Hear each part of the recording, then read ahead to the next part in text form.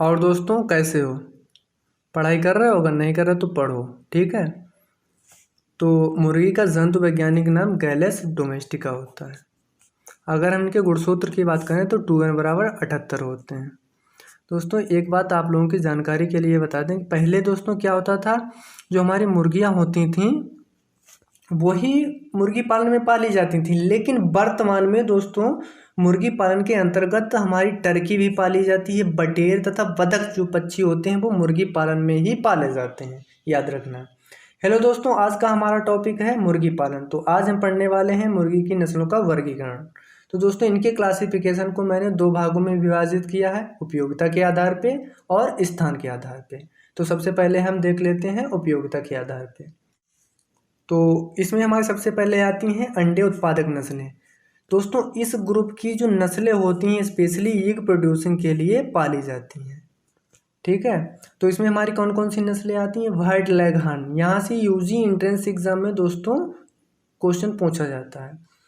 दोस्तों व्हाइट लेगहार्न एक तो क्या है, ये विश्व में सबसे ज़्यादा अंडा उत्पादन करने वाली नस्ल है, ठीक है। इसका अंडा कैसा होता है दोस्तों, ये भी पूछा जाता है, सफ़ेद कलर का होता है, ठीक है। फिर उसके बाद हम दूसरी हमारी दोस्तों नस्ल आती है मिनोरका। इसका अंडा दोस्तों व्हाइट लेगहार्न की अपेक्षा बड़ा होता है, याद रखना। दूसरे नंबर पे दोस्तों हमारी आती है दुकाजी नस्लें। दोस्तों इस समूह की नस्लें एग और मीट पर्पस के लिए खासकर पाली जाती हैं, तो उनको क्या बोलेंगे? Dual purpose breeds.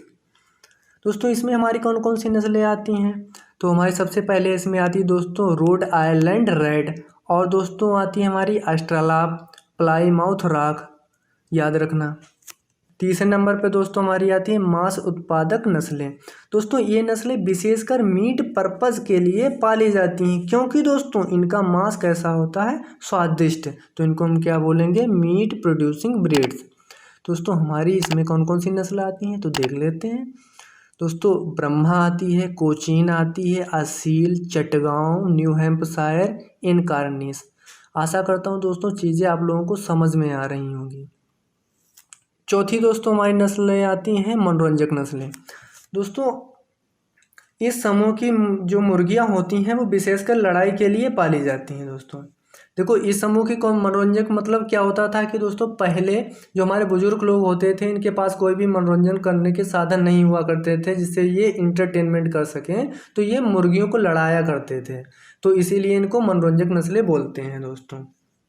तो इसमें हमारी कौन कौन सी दोस्तों नस्लें आती हैं? इसमें हमारी आती है एंडेलुसियन, स्पेनिश फाउल और दोस्तों बंटम आदि नस्लें इसके अंतर्गत आती हैं। दूसरी दोस्तों हम बात करेंगे स्थान के आधार पर, on the basis on location. अगर हम दोस्तों स्थान के आधार पर बात करें तो इसमें सबसे पहले हमारी आती हैं एशियाई नस्लें।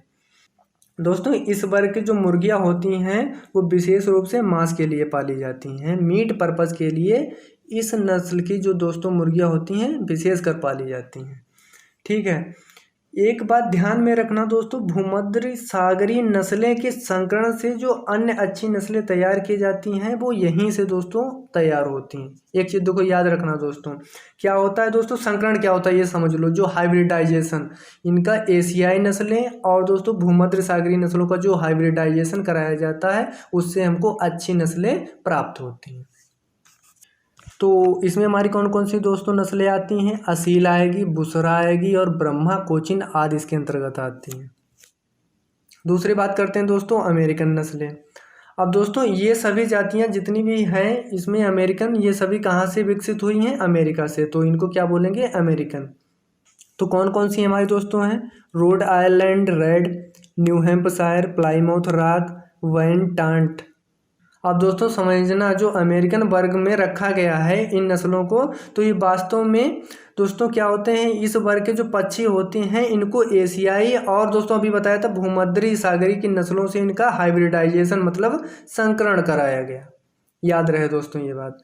देखो एक बार फिर से बता रहे हैं, जो दोस्तों भूमध्य सागरीय और एशियाई नस्लें हैं, ठीक है, इनके दोनों के बीच में क्या कराया गया? संकरण मतलब हाइब्रिडाइजेशन। इससे जो नस्ल हमको गिवन हुई उसी को हम क्या बोल देते हैं? अमेरिकन नस्लें।